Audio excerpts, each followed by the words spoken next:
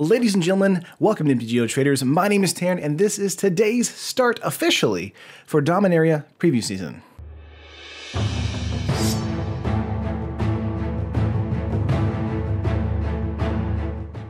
Oh boy, I'm so glad that we can actually talk about these officially now instead of having to deal with the leaks. That's really frustrating and annoying. I'm so glad we can actually look at a real card, look at actual text on the card, and talk about it in that context. Before we get into it, of course, make sure to like the video, subscribe to the channel, do all that fun stuff. Would really appreciate it. Helps us out, helps keep the channel growing, and it helps keep the content flowing. But of course, let's get right into it, guys. We have Knight of Grace. This is a 2-mana 2/2 human knight with first strike, which is nice, and hexproof from black, which is interesting. This creature can't be the target of black spells or abilities your opponent controls.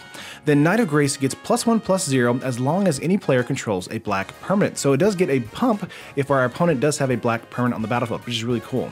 It also has a line there, like a distinction line from the flavor text. So a light to pierce the shadows, which is the flavor text here, as well as the the actual effect text. So right off the bat, I'm really liking this card a lot. I do think this card will probably be really good in a draft format for sure. It is a 2-mana 2/2, so it's basically a bear, but having first strike makes it very good, and having a +1/+0, which is giving it a secondary ability, and basically having it hexproof from black means this card is going to be ridiculous in draft, as long as we know that draft for black is actually quite powerful with removal spells. As far as the actual graphics go with the new addition to that line there, I think it's fine. I do think Knight of Grace though probably didn't need flavor text. It seems like there's quite a bit on the card already. I mean, why add flavor text? It's kind of a lot of stuff already there. That's fine though. I think this is gonna be a mid to late pick on the draft pool. Now keep in mind, with the first kind of initial reactions as far as for draft and sealed and that kind of stuff, we don't really know what the rest of the set looks like at all for the most part, unless you guys look at the leaks. So you do have kind of this perception of, is it going to be a fast draft format? Is it going to be a slow draft format? Will we have time to actually build up our board state, kind of like what we did with Rivals of Ixalan, sort of?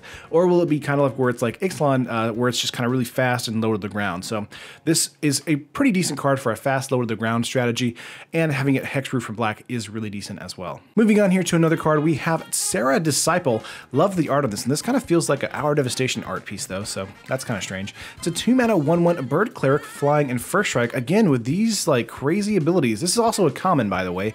Whenever you cast a historic spell, Serra Disciple gets +1/+1 until end of turn. Historic spell, I guess, is artifacts, legendaries, and sagas are historic. So very interesting. I do like this card being a 2-mana 1/1. Being flying and first strike makes this ridiculous. It also has kind of pseudo prowess, which is really cool.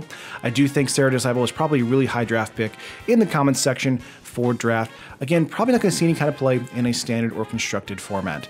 It is a common though, so it might see some popper play. You never know. Next up though, we have Urza's Ruinous Blast. This has got a new border art. This is a legendary sorcery. Love this border art. Look at the little things right there. That's so cool. Love how this is kind of handled really nicely. You may cast a legendary sorcery only if you control a legendary creature or planeswalker. So very conditional. Exile all non-land permanents that aren't legendary. And of course it has centuries ago, one man's vengeance plunged the world into ice and darkness. Talking about Urza and Mishra, that kind of thing. The Brothers' War. For Dominara, it's okay. It's kind of like a bomb rare in draft, I guess, if you have a lot of legendaries.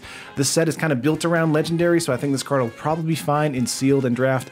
As far as standard goes, I'm not really so sure yet. We'll have to see kind of what happens with this for sure. It does exile everything, so that's interesting. But at the same time, the things we do want to exile these days are legendary creatures like the Scarab God, so kind of confused about this on if this is actually a good card or not. Most of the time, the big bombs in standard right now, like Hazaret, Scarab God, things like that, they're all legendary, and so Urza's Ruinous Path will not be dealing with it, so that's kind of sad. But in draft, this might be okay. 5-mana, exile all non-land permanents that aren't legendary. We'll see what happens. Moving up here, we have Academy Drake. Wow, nice. This is a 3-mana 2/2 Drake with Kicker for 4, so Kicker's being brought back from Zendikar. You may pay an additional 4 colors as you cast this spell. It has flying, and if Academy Drake was kicked, it enters the battlefield with 2 +1/+1 counters on it. So it is a 3-mana 2/2 that can become a 6-mana 4/4 if we have the mana to sink into the Drake, and I think that is very good. A 3-mana 2/2 is already pretty decent in draft. Making it a 6-mana 4/4 is actually quite good too.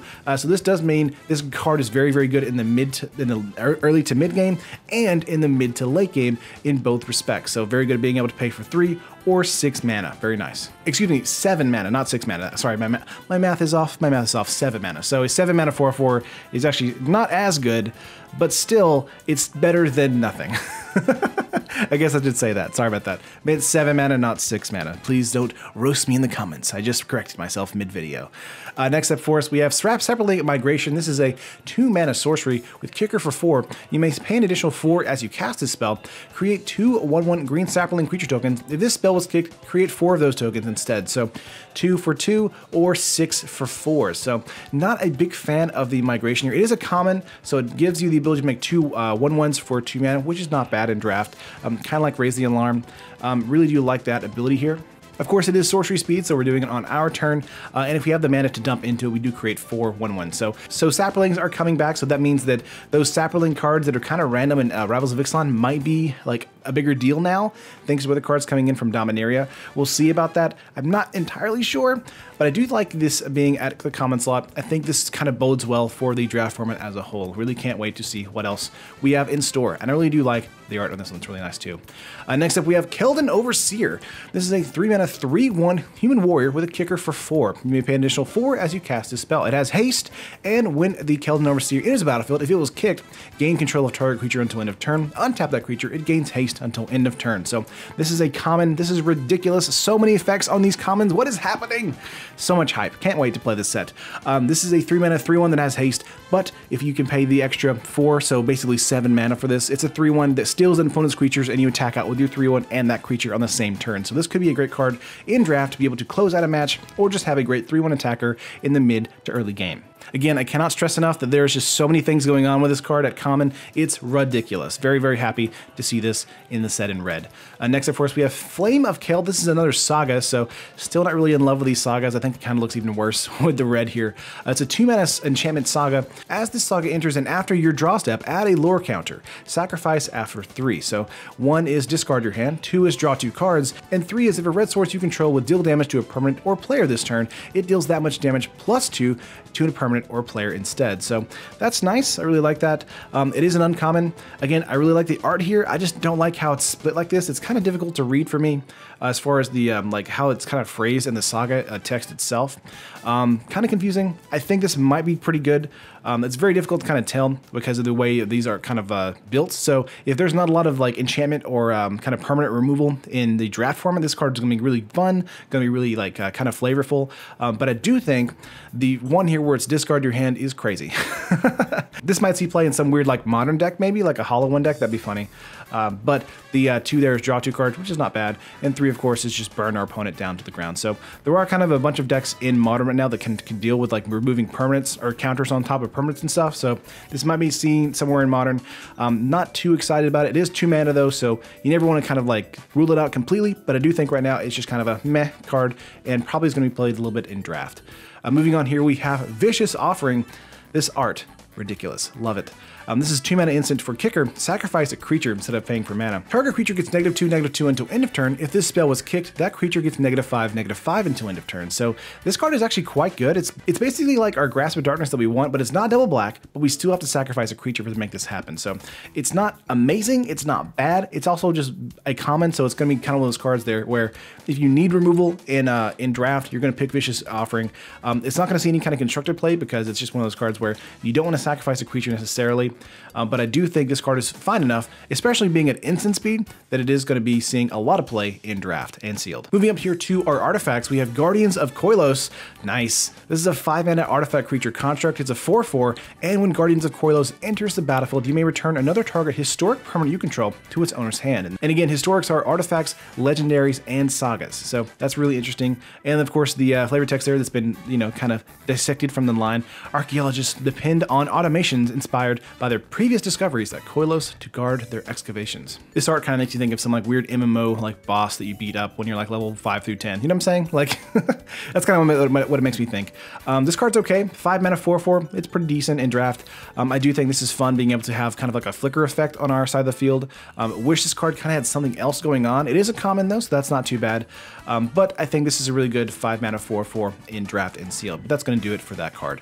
And the last card we have today is Firesong and Sunspear. It's a Minotaur! It's a 6-mana 4/6 legendary creature Minotaur Cleric, and red and instant sorcery spells you control have lifelink. So very interesting there. Whenever a white instant or sorcery spell causes you to gain life, Firesong and Sunspear deals 3 damage to target creature or player. So this is really interesting. I really like this. It's kind of like Lightning Helix on a creature. It's also got some weird like Soulflower Grandmaster type situations going on with this card.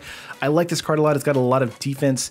Pulling this in a draft is going to be awesome because it's going to be a huge bomb for you, especially if you can get into a lot of burn spells and a lot of like instant sorceries in white that gain you life. I do think getting this as one of your rares in your pool does mean you kind of want to build around it because it has this really cool ability to be able to kind of burn your opponent down to the ground by you gaining life, as well as making sure that if you do damage with red spells, you actually gain life again. So you're actually becoming a huge threat to your opponent, being able to have a huge life total there. So that's awesome. But sadly, that is all the cards for the Dominara previews today. These are awesome. I'm really excited to see Firesong and Sunspear in my draft pool. Really excited to see Knight of Grace. I think this card's really fun here. Hexproof from a particular color. I can't wait to see this in other like sets or other like colors in the format. I really hope we have some green and some blue for sure.